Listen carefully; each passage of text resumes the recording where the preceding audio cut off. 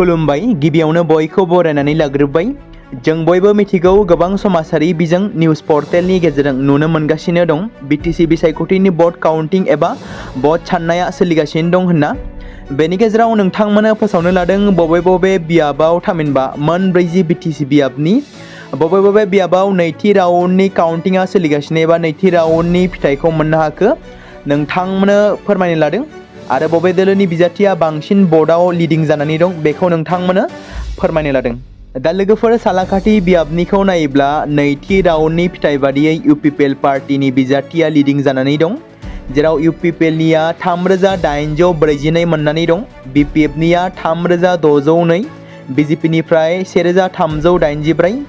बेबायदिनो 9 नं बनरगाव बियाबाव नैथि राउन्डनि बायदिब्ला UPPLआ 2999, BPFआ 2452, BJPआ 2265, 547 भटनि फारागथियाव UPPLआ लिडिं जानानै दं। बेबायदिनो 14 नं चिरां दुवार बियाबनिखौ नायोब्ला हाग्रामा महिलारि थामहिनबा BPFनि बिजाथि हाग्रामा महिलारिया 2973, काम्पा बरगयारिया 2830 भट मोननानै BPF दोलोनि बिजाथि हाग्रामा महिलारिया लिडिं जानानै दं। 29 नं सख्लाय सेरफां बियाबाव BPFआ आवगायनानै दं आरो BPFआ मोनदों 2938। बेबायदिनो मोन 40 BTC बियाबनि गासै भटनि काउन्टिंखौ नायोब्ला BPFआ दासिम मोन 20 बियाबाव लिडिं जानानै दं, UPPLआ मोन 12 लिडिं जानानै दं आरो BJPआ मोन 6 मासियाव लिडिं जानानै थानायखौ जों नुनो मोनदों। थारैनो BTCआव 2025 मायथाइयाव बबे मोनसे दोलोआ बांसिनै मेजरिटि सिट लानानै हारसिङै सोरखार दागोन? नोंथांमोना सानोना हारसिङै सोरखार दागोन होनना?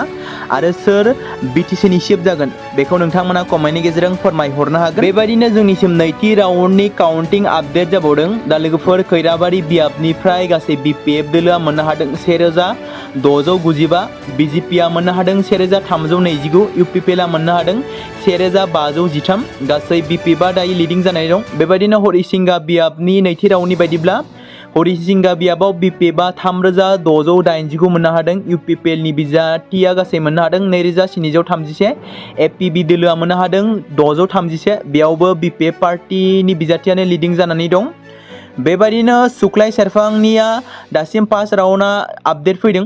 BJPनि गासै BJPआ मोननो हादों 2575, UPPLआ मोननो हादों 949, BPFआ मोननो हादों 2938। गासै बेयावबो BPFआ लिडिं जानानै दं। बेबायदिनो गासै उदालगुरिनि मोन 10 बियाबनिखौ नायोब्ला लिड जानाय अनजिमा सेकेन्ड राउन्डआव BPFआ गासै मोन 6 बियाबाव लिडिं जाबाय आरो BJPआ मोननै, UPPLआ मोनसे, TMCआ मोनसे। दा लोगोफोर नोंथांमोना नुनो मोनखादों नङा होमबा लोगोफोर नैथि राउन्डआ बबेबा बियाबाव सहैबाय, बिथांमोननिया थामथि राउन्ड जागायसिगोन। दा माखासेया सेथि राउन्डआनो जोबना थाङाखै, सेथि राउन्डनि साननाया सोलिगासिनो दं। दा नोंथांमोननि गेजेराव फिन आरोबाव आपडेटखौ लानानै फैबावगोन। बेखिनियानो। बे समाव मोनसे गोनां फोसावथाय बर' सावथुन नायनानै मोजां मोनग्रा गासै बर' रायजो राजाफोरनि गेजेराव लानानै फैदों मोनसे बर'नि OTT प्लेटफर्म गोनां, जाय प्लेटफर्मनि गेजेरजों नोंथांमोना बर'नि गोजाम सावथुनफोरखौ नुनो मोनगोन। थांनाय माखासे बोसोर सिगां बर'नि गेजेराव लानानै फैनाय निउबो एप बायदिनो फिन आरोबाव लानानै फैदों बर' रायजो राजाफोरनि थाखाय। बे बाथ्राखौ मख'नाया गोनांदि 2025 मायथाइनि जानुवारि दानाव ओंखारनाय आंगो स्ट्रिम मुंनि मोनसे OTT प्लेटफर्म गोनां निउबो एपनि गेजेरजों नोंथांमोना गोबांथार बर'नि सावथुनफोर जेरै ट्रेजेडि, रमान्टिक, एक्सन आरो कमेडिजों बुंफबनाय सावथुनफोरखौ नुनो मोनगोन।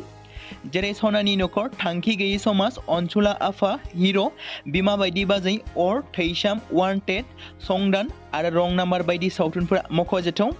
बेफोर सावथुनफोरखौ नायनो थाखाय नोंथांमोना गिबियावनो आंगो स्ट्रिम एपखौ गावनि मबाइलाव थानाय प्ले स्ट'रनिफ्राय डाउनल'ड खालामनानै लोगोसे इनस्टल खालामनानै गावनि मबाइल नाम्बारजों लगइन खालामनानै लाग्रोनांगोन। बेनि उनाव नोंथांमोना गोबांथार नुनो मोनै सावथुनफोरखौ गुगोल पे, फन पे आरो पेटिएमजों रं नाम्बार सावथुनखौ नायनो थाखाय 60 रां आरो संदान सावथुनखौ नायनो थाखाय 80 रां, वान्टेड सावथुनखौ नायनो थाखाय 60 रां, थैसाम सावथुनखौ नायनो थाखाय 60 रां, बेबायदिनो गोबांथार नुनो मोनै सावथुनफोरखौ नायनो थाखाय सुबिदा खालामनानै होदों आंगो स्ट्रिम प्लेटफर्मा। फिन नोंथांमोननि गेजेराव फोरमायबावनो लादों बर' सावथुन नायनानै मोजां मोनग्रा गासै बर' रायजो राजाफोरनि गेजेराव लानानै फैदों मोनसे बर'नि OTT प्लेटफर्म गोनां, जाय प्लेटफर्मनि गेजेरजों नोंथांमोना बर'नि नुनो मोनै सावथुनफोर जेराव गोजाम सावथुनफोरखौ नुनो मोनगोन। बे बाथ्राखौ मख'नाया गोनांदि 2025 मायथाइनि जानुवारि दानाव दिहुनजानाय आंगो स्ट्रीम मुंनि मोनसे OTT प्लेटफर्म गोनां एपनि गेजेरजों नोंथांमोना गोबांथार बर'नि ट्रेजेडी, रमान्टिक, एक्शन आरो कमेडीजों बुंफबनाय सावथुनफोरखौ नुनो मोनगोन। जेरै रं नाम्बार, संदान, वान्टेड, थैसाम, अर, बिमा बायदि बाजै, हिर', अनसुलाफा, थांखि गैयि समाज, सनानि नखर बायदि बायदि सावथुनफ्रा मख'जाथाव। बेफोर सावथुनफोरखौ नायनो थाखाय नोंथांमोना गिबियावनो आंगो स्ट्रीम एपखौ गावनि मबाइलाव थाखानाय प्ले स्ट'रनिफ्राय इनस्टल खालामनानै गावनि मबाइल नाम्बारजों लगइन खालामखांनायनि उनाव नोंथांमोना गोबांथार नुनो मोननाय सावथुनफोरखौ गुगोल पे, फन पे आरो पेटिएमजों रं नाम्बार सावथुनखौ नायनो थाखाय 60 रां, संदान सावथुनखौ नायनो थाखाय 80 रां, वान्टेड सावथुनखौ नायनो थाखाय 60 रां, थैसाम सावथुनखौ नायनो थाखाय 60 रां, बेफोरबायदिनो अर सावथुनखौ नायनो थाखाय 60 रां पे खालामनांगोन। बेबायदिनो गोबांथार नुनो मोननाय बर' सावथुनफोरखौ नायनो थाखाय सुबिदा खालामनानै होदों आंगो स्ट्रीम प्लेटफर्मा।